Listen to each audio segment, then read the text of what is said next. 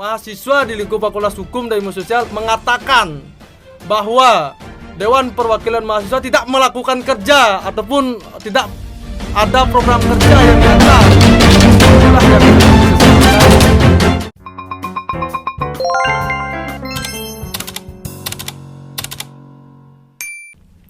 Hai semuanya, selamat datang di podcast Obesitas, obrolan seputar internal fakultas. Nah, kalian pasti pernah dengar kan pepatah yang mengatakan bahwa tak kenal maka tak sayang. Nah, maka daripada itu perkenalkan, nama saya Adinda, dan di sebelah kanan saya sudah ada Kak Dharma Yoga selaku Wakil Ketua DPM Sundiksa. Selamat siang Kak Dharma Yoga. Siang Dinda. Gimana kabarnya Kak? Cukup baik Dinda. Nah, karena Kak Dharma Yoga sudah datang di sini, berarti sudah siap dong untuk aku interogasi? Sangat siap Dinda. Oke, mungkin aku pengen nanya nih, apa sih itu DPM? Dan bukan aku aja nih yang nggak tahu, bahkan banyak sekali mahasiswa FIS yang belum mengetahui tentang adanya DPM. Baik Dinda, Dewan Perwakilan Mahasiswa sendiri merupakan lembaga legislatif yang merupakan perwakilan mahasiswa. Nah, bisa dikatakan bahwa Dewan Perwakilan Mahasiswa merupakan jembatan penyambung terkait permasalahan mahasiswa dengan ormawa ataupun dengan kampus dalam membangun keharmonisan di lingkup kampus. Nah, lebih kompleksnya, Dewan Perwakilan Mahasiswa Fakultas Hukum dan Ilmu Sosial merupakan miniatur daripada Dewan Perwakilan Rakyat di pemerintahan Republik Indonesia. Hanya saja Dewan Perwakilan Mahasiswa Fakultas Hukum dan Ilmu Sosial yang kita kenal bersama dengan singkatan DPM PIS Undiksa merupakan ormawa legislatif yang berada di lingkungan Fakultas Hukum dan Ilmu Sosial. Jadi secara singkatnya, DPM ini merupakan badan legislatif yang ada di tingkat fakultas. Betul? Betul. Nah, Kak Dharma Yoga ini kan masih semester 2 nih. Ya. Yang pastinya sih masih mahasiswa awam yang belum mengetahui tentang dalamnya DPM. Nah, itu bagaimana kesannya Kak Dharma Yoga sebagai wakil ketua DPM PIS Undiksa? Baik Dinda, awalnya cukup membingungkan ya, karena saya merasa kalang kabut dengan tugas di DPM yang sebagian besar mengarah kepada hal legislatif yang notabene itu merancang dan menetapkan peraturan.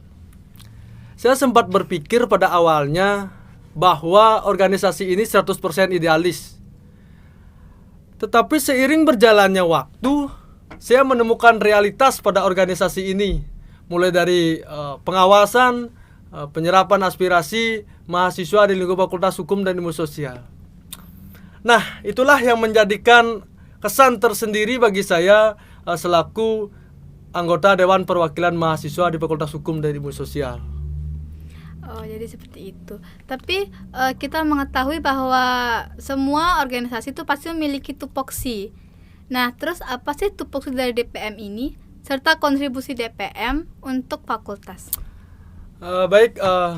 Tupoksi, tugas pokok dan fungsi. Jadi tugas pokok dan fungsi Dewan Perwakilan Mahasiswa Fakultas Hukum dan Ilmu Sosial dan kontribusinya di lingkungan Fakultas Hukum dan Ilmu Sosial itu yang pertama menyerap, menampung dan merumuskan aspirasi mahasiswa dan kemudian menyalurkannya kepada pihak-pihak terkait. Nah, dalam artian misalnya mahasiswa memiliki kritik dan saran ataupun permasalahan di lingkungan fakultas, baik itu dengan kampus ataupun dengan ormawa, kami akan menyalurkan aspirasi tersebut kepada pihak-pihak tersebut. Nah, yang kedua itu merumuskan, menetapkan dan melaksanakan ADART DPM PIS Undiksa dalam melaksanakan program kerja yang sudah kita sepakati pada rapat kerja sebelumnya. Nah, yang ketiga itu mengawasi, mengevaluasi dan memberikan pertimbangan kepada Badan Eksekutif Mahasiswa Fakultas Hukum dan Ilmu Sosial dalam melaksanakan program kerja. Dan yang keempat itu ada mensosialisasikan produk hukum DPM PIS Undiksa kepada pihak-pihak terkait.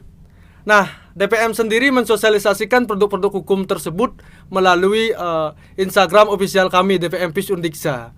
Nah, bagi teman-teman yang ingin melihat produk-produk hukum dari DPM PIS Undiksa, kalian bisa lihat di link bio IG Instagram kami DPM PIS Undiksa. Jadi jangan hanya melihat saja, tapi harus follow dong ya, IG DPM PIS Undiksa. Ya. Ya betul.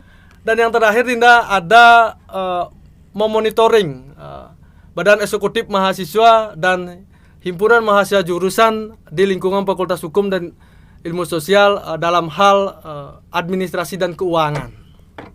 Oh, jadi seperti itu tupoksi dari DPM.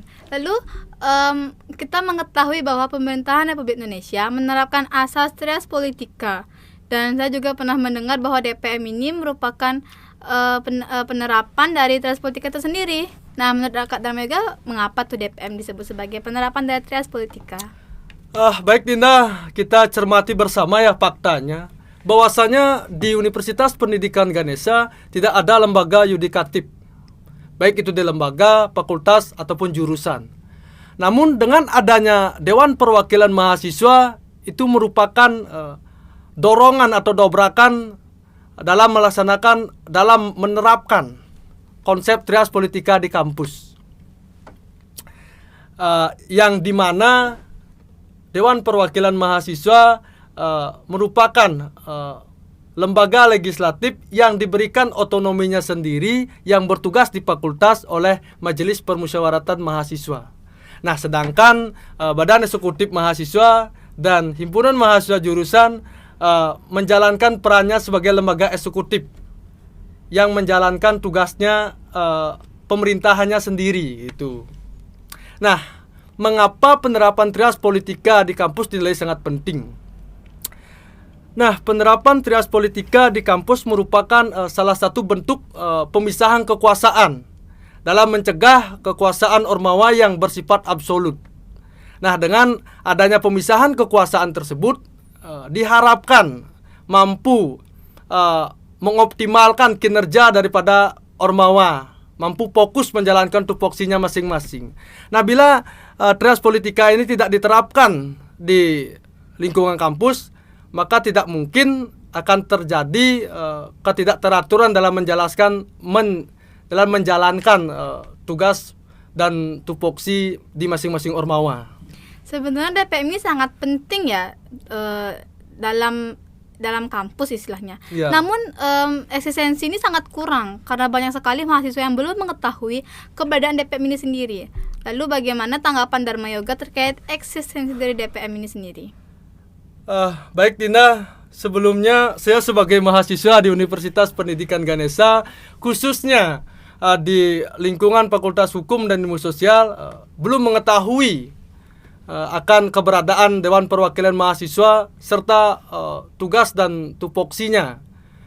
Bahkan sebagian mahasiswa juga tidak mengetahui hal yang sama gitu. Dan mirisnya bahwasanya mahasiswa di lingkup Fakultas Hukum dan Ilmu Sosial mengatakan bahwa Dewan Perwakilan Mahasiswa tidak melakukan kerja ataupun tidak ada program kerja yang nyata gitu. Nah, itulah yang sangat disesalkan saya, padahal tugas dan fungsi itu sangat penting di fakultas sebagai perwakilan mahasiswa.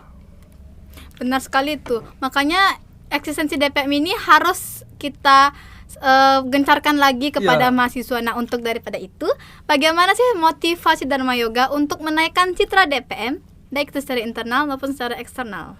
Baik Dinda, motivasi saya untuk Dewan Perwakilan Mahasiswa Fakultas Hukum dan Ilmu Sosial secara internal dulu ya Kak Dinda ya. Yang pertama itu menguatkan dan meningkatkan kekompakan kami dalam melaksanakan program kerja DPM Sundiksa tentunya, mulai dari Komisi 1 Legislasi, Komisi 2 Pengawasan, Komisi 3 Aspirasi dan Advokasi, dan Komisi 4 Humas dan Publikasi.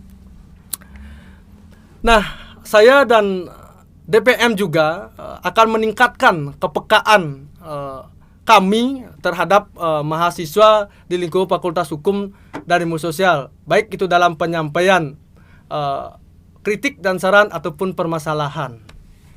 Nah, dan secara eksternalnya saya dan DPM itu tidak henti-hentinya atau tidak lelah-lelahnya menggalakkan semangat untuk mensosialisasikan keberadaan kami Dewan Perwakilan Mahasiswa di Fakultas Hukum dan Ilmu Sosial, serta memaparkan tugas dan tupoksinya, apa sih itu DPM gitu. Dan yang terakhir nih, buat teman-teman mahasiswa khususnya di Fakultas Hukum dan Ilmu Sosial, saya berharap kepada teman-teman semua agar mengetahui lebih apa sih itu DPM dan tugasnya di fakultas gitu. Dan juga bisa memanfaatkan keberadaan Dewan Perwakilan Mahasiswa sebagai perwakilan mahasiswa. Intinya tuh kami ada untuk kalian. Iya. Nah, sebenarnya aku masih pengen ngobrol lagi tentang DPM sama Kak Dharma Yoga, tapi karena suatu dan lain hal mungkin kita akhiri sampai sini saja. Namun sebelum aku mengakhiri podcast pada kali ini, aku mempunyai satu pantun untuk mahasiswa FIS. Pantunnya gini. Pagi hari makan Indomie. Cakep. Siangnya makan bubur ketan. Cakep. Cukup sekian podcast dari kami. Sampai jumpa di lain kesempatan. Saya Adinda. Saya Dharma Yoga. Terima kasih dan sampai jumpa di podcast Obesitas selanjutnya.